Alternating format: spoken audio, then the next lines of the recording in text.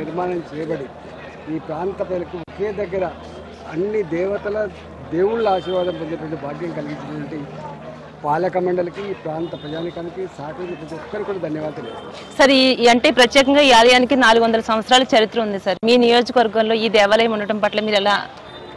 న్యాచురల్గా దేవాలయాలు ఎక్కువ ఉంటే ప్రజలకు అంత శక్తి, ధైర్యం, అన్నిటికీ ప్రశాంతత.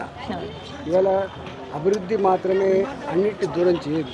ఇవాళ ప్రజలు ఎదుర్కొంటున్న అనేక సమస్యలకి పరిష్కారం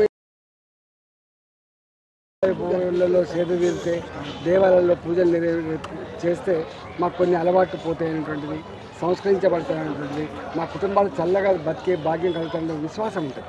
అందువల్ల చాలా దిక్కుల ఏ గ్రామాలైతే గుళ్ళు లేవో ఆ గ్రామాలు వల్లకాడుగా మారిపోతాయని చెప్పి భావించి ఈ మధ్యకాలంలో చిన్నగూడో పెద్దగూడో మొత్తానికి దేవాలయం మొత్తం ఏర్పాటు చేసుకుంటుంది.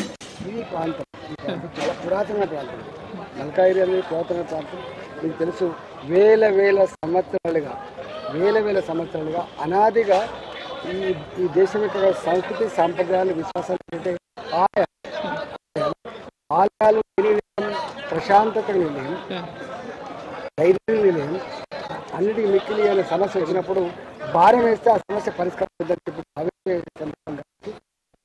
వస్తున్న ప్రపంచంలోనే పురాతనమైన సంస్కృతి నిలయమైన భారతదేశం, విశ్వవాదిన భారతదేశం మళ్ళీ ఈ మధ్యకాలంలో ప్రజల చైతన్యంతో, ప్రభుత్వాల సహకారంతో మళ్ళీ విశ్వగురు స్థానం రావాలని చెప్పి చేసే ప్రయత్నం గొప్పది.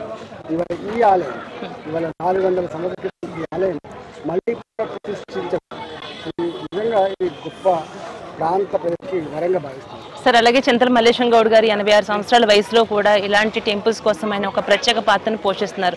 ఇట్లాంటి వ్యక్తులందరి గురించి మీరు ఒక మాటలు ఏం చెప్తారు సార్? వారి వయసు మీరే చెప్తున్నారు, 86 సంవత్సరాలు. అంటే 86 సంవత్సరాలు చల్లగా బతికి మరి ఈ ఆలయం నిర్మిస్తున్నారంటే మరింత ఆయుష్ వారికి కలిగి, మరింత శక్తి కలిగి, మరిన్ని ఆలయాల నిర్మాణానికి, ఈ ఆలయాన్ని గొప్ప తీర్చిదిద్దడానికి సహకరించాలని చెప్పి మనస్ఫూర్తిగా కోరుకుంటున్నాను.